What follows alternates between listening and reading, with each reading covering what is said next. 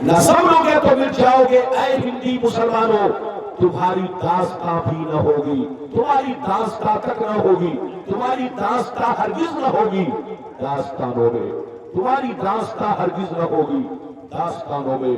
بالکل ادب سے بیٹھے، ہوش میں بیٹھے۔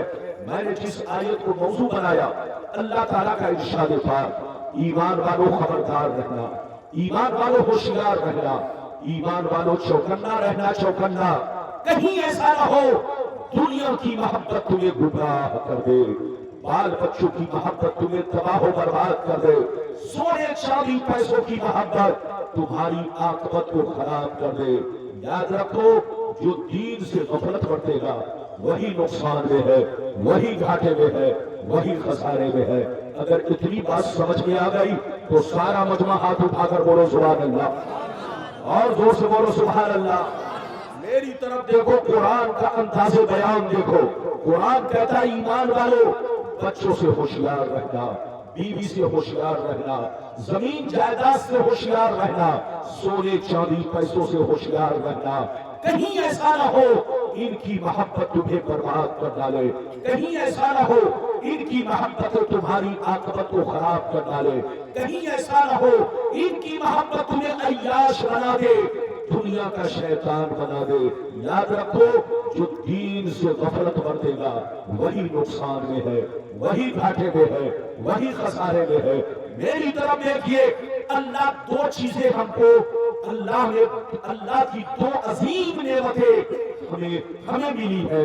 ایک مال، دوسرے نمبر پر اولاد۔ ادھر دیکھیے، اللہ نے مسلمانوں کو دو عظیم نعمتیں دی ہے، بلکہ سارے انسانوں کو دو عظیم نعمتیں دی ہیں، مال اور اولاد۔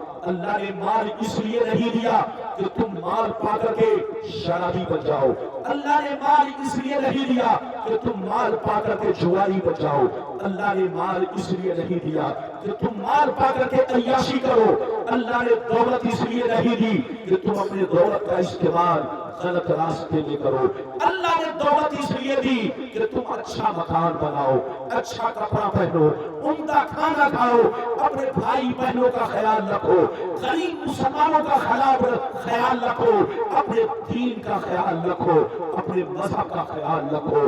تم اپنے پیسے کو جائز طریقے سے خرچ کرو، جن کا حق ہے اس حق میں اپنے پیسے کا استعمال کرو۔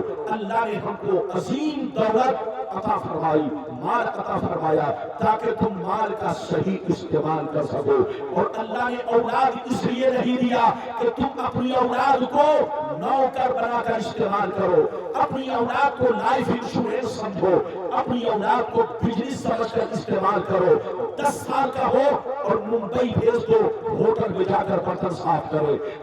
اللہ نے تم کو اولاد اس لیے نہیں دیا کہ تمہاری اولاد ابھی 4-5 سال کی ہے، ان سے کوڑا چھڑواؤ، ان سے کباڑے کا کام کرواؤ، ان کو بزنس بنا کر استعمال کرو۔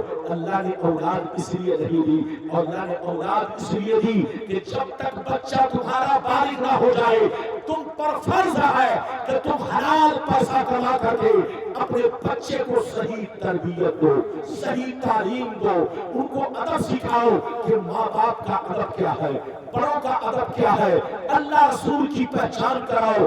اللہ نے اولاد اس لیے دی تاکہ تم اپنی اولاد کو صحیح تربیت دو، صحیح تعلیم دو، ان کا حق ادا کرو۔ تم ان کا حق ادا کرو گے، بڑھاپے میں وہی بچہ تمہارا حق ادا کرے گا۔ تو اللہ نے دو چیزیں ہمیں عظیم نعمتوں سے نوازا ہے، ایک ہے مال، دوسرے نمبر پر اولاد۔ میری طرف دیکھیے، ان دونوں چیزوں کا غلط استعمال کرنے والے دنیا سے ہلاک ہو گئے، برباد ہو گئے۔ میری طرف دیکھیے، دنیا میں 2 طرح کے آدمی پیدا ہوئے اور قیامت تک پیدا ہوتے رہیں گے۔ دنیا میں 2 طرح کے انسان آئے اور قیامت تک آتے رہیں گے۔ کچھ لوگ ایسے آئے کہ مرنے کے بعد مٹ گئے، اور کچھ لوگ ایسے آئے کہ مرنے کے بعد آج تک زندہ ہے۔ مرنے کے بعد وہ لوگ مٹ گئے جس نے اپنی دولت کا غلط استعمال کیا، جس نے دولت پا کر کے خدائی کا دعویٰ کر دیا، جس نے दौलत पा करके अपनी दौलत को अय्याशियों में खर्च किया, जिसने दौलत पा करके गरीबों का हक मारा, जिसने दौलत पा करके गुंडागर्दी की, लोगों पर जुल्म उठाया, अदल इंसाफ का कत्ल किया, वो लोग दुनिया में आए तो जरूर लेकिन मिट्टी में मिल गए, कीड़े मकोड़े खा गए।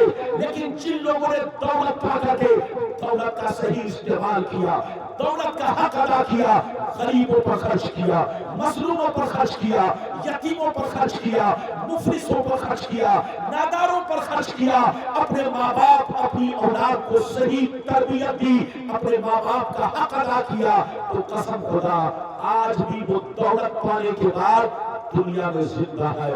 गरचे वो कब्र में जा चुके हैं, लेकिन जमाना उनको याद कर रहा है। ऐ हमारे बच्चों, इधर देखो, मरना तो सबको है, मगर याद रखो शराब पीकर मत मरो, जुआ खेल कर मत मरो, ताशबाजी करके मत मरो, अय्याशी करके मत मरो। अपनी दौलत का सही इस्तेमाल करो, अपने बच्चों का सही इस्तेमाल करो, अपने बच्चों को सही तरबियत दो, सही तालीम दो, ताकि तुम्हारा बेटा बालिग होने के बाद, होशियार होने के बाद अल्लाह रसूल का भी हक अदा करे, तुम्हारा भी हक अदा करे, पड़ोसी का भी हक अदा करे, भाई बहनों का भी हक अदा करे। याद रखिए, इस दुनिया को पहचानिए। दुनिया में आने का मकसद मौज और मस्ती करना नहीं है, दुनिया में आने का मकसद ये है अपनी तैयारी करनी है। हाथ उठाकर बोलो, दुनिया में आने का मकसद क्या है? जोर से बोलो, अपनी तैयारी करनी है।